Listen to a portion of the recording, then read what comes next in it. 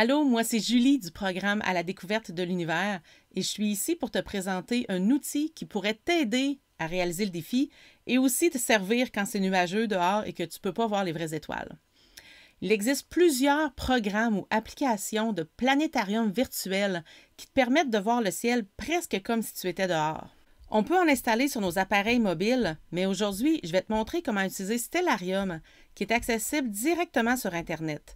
En fait, si tu vas au site stellarium.org/fr, tu pourrais même le télécharger en français sur ton ordinateur. Mais je vais te montrer comment utiliser la version web qui est disponible au site stellarium-web.org. Cette version-là est juste en anglais, mais c'est quand même assez facile de se retrouver. On va optimiser notre page ici, et quand tu pars Stellarium, dans le fond, ça te montre le ciel comme si tu étais dehors. Tu peux jouer avec les options dans le bas pour faire apparaître ou non les constellations. Je vais te laisser explorer les autres options. Mais la première chose, en fait, que tu dois faire dans Stellarium, c'est t'assurer que le programme sait où tu es situé dans le monde. Alors, assure-toi que la ville ici, c'est la bonne. Et sinon, bien, tu peux toujours déplacer le curseur pour te mettre à la bonne place. Un détail qui peut vraiment t'aider dans tes observations, c'est de connaître tes points cardinaux nord, sud, est, ouest. Donc, présentement, on regarde vers le nord dans Stellarium et peut-être que tu reconnais la casserole ou le chaudron ici, une partie de ce qu'on appelle la Grande Ourse ou Ursa Major ici. Donc ça, si tu la vois, ben tu sais que tu regardes vers le nord. Si on se déplace, en cliquant, on peut se déplacer dans Stellarium et là, on arrive vers l'ouest et tu vois ici le W justement de l'ouest en anglais. Et on peut voir encore la lueur du coucher de soleil. Donc ça, si tu vois la lueur du coucher de soleil, tu sais que c'est vers l'ouest ou le sud-ouest à ce temps-ci de l'année, vu du Canada. Et de ce temps-là, bien justement, ce soir, dans le fond, la journée du 16 décembre, on va avoir la Lune près de Jupiter et Saturne. Puis là, Jupiter et Saturne, c'est très, très excitant dans les prochains jours parce qu'elles sont très près l'une de l'autre. On peut grossir les images dans Stellarium.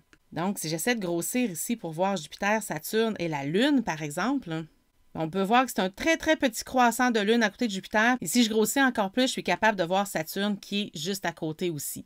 Tu pourrais grossir encore plus pour aller les voir de près.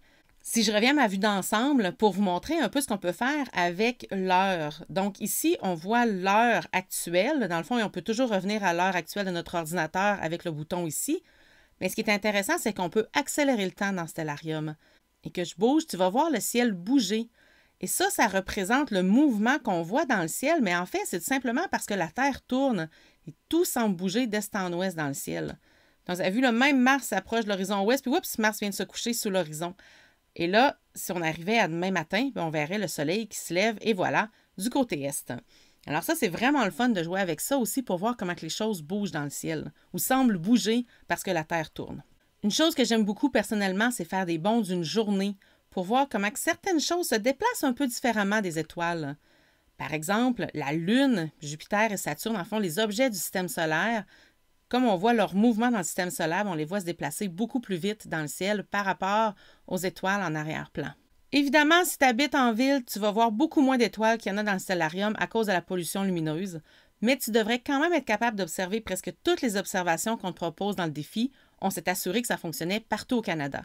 Donc, amuse-toi à utiliser Stellarium pour découvrir le ciel, mais n'oublie pas d'aller dehors et de lever les yeux pour regarder les vraies étoiles et les planètes.